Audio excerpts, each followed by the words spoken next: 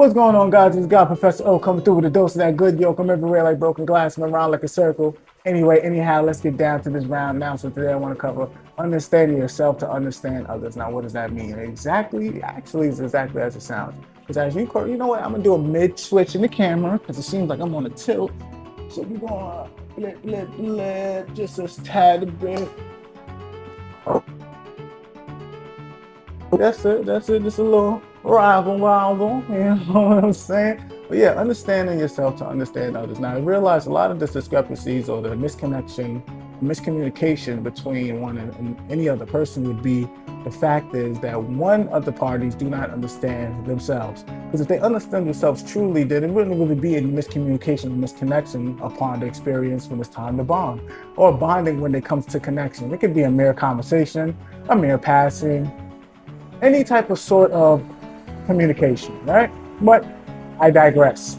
So when you're dealing in that situation, also understanding is that when you understand yourself, and I mean that, let's do it like know thyself, right? When you know who you are, you know your tics, you know your interests, you know your pros, your cons, etc. so forth, right? The likes. You will understand others more easier. Why? Because it'll either be an experience you thought about or an experience you lived through. Period. It wouldn't be something unknown to you. And if it is something that's unknown, it'll be a healthy curiosity. If you notice, there's a lot of unhealthy curiosities that can really happen upon when you're meeting someone new, finding out something new about someone you already know, or someone old, like an old past friend, blah, blah, blah. So many things, right? But realize that once you keep going in, if you realize this is most of these videos about going in so you'll be able to go out, you'll realize that it's all about the inside. Everything that's involving someone else, when you know yourself, you'll be able to comprehend somebody else entirely, right? And what I mean by entirely, I'm not saying you're going to know their whole being, but you'll get the whole gist of the connection. And you got to be true to who you are, right?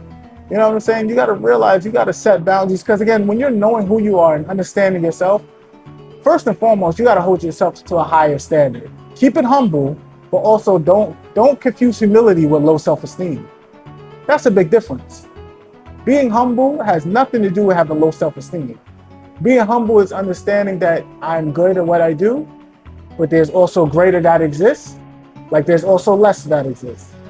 There are others that are greater than I am, and I myself is greater than others in a certain situation. That doesn't make me lesser than anyone else because they're greater than me. That doesn't make me better than anyone else because I'm greater than them. Life is not linear, it's geometric. It takes leaps and bounds. So I may be on a different lump compared to someone else, but then there's somebody else that's on a higher lump than I am. But then I can go to this higher, and then they can go to this higher, and then the one that's lowly can go to this higher. Then they may drop down. It just flows until you realize there's no duality in that situation when it's all one. Simple as that. Keep it simple, right? The more simple you get, the more you'll start to understand the complex. And again, when you start to understand who you are going in, you understand everything that's on the out, right? I digress. Now let's go to the points here.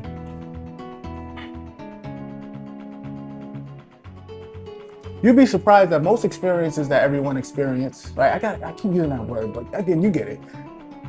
Most of the experiences that everyone has experienced, including yourself, is very similar. It's just how we express it, which makes the difference. The interesting thing about that is that how different can it actually be, right? Where it's really not that different at all. Now, how does one comprehend it?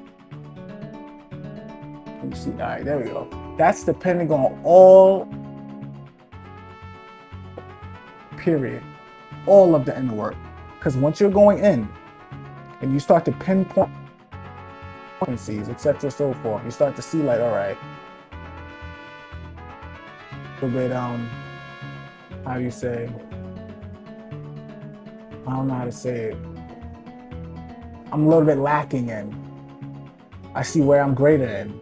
I see where they're lacking in because I once at one point lacked that. I see where they're greater in, because at my current state, this is what I'm lacking. And you're being honest with it. Once your honesty is upfront and you're honest with yourself, then other traits, you making room for other traits. Again, all this inner work is to make room for more powerful traits, period. Simple as that. And never ever feel any type of way when you see somebody wanting to copy or imitate you. Take it as flattery, because the highest form of flattery is imitation.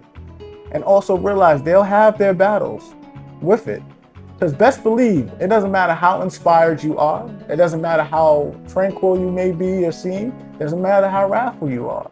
Whatever path you choose, you will be tested upon the path to stick to your script, if this is true, who you truly are.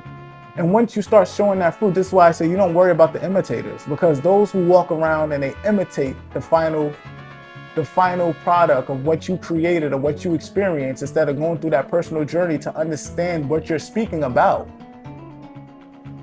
they will not pass those tests, because those tests was made for the ones who took the journey, who did the inner work. Once they did the inner work, then they have the understanding of, all right, I understand why this is like this.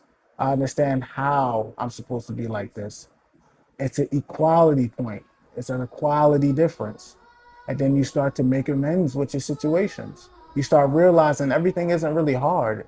The fact of the matter is, I was perceiving it in a hard perspective. Everything flows very easily, because again, energy matches energy. So if there's an energy that is wrathful, and then there's an energy that is calm, whichever's more persistent and consistent and constant will be the ending result. Simple as that. And the scripture speaks, a soft answer turns away wrath, while hard words stirs up anger. That's just very simply that.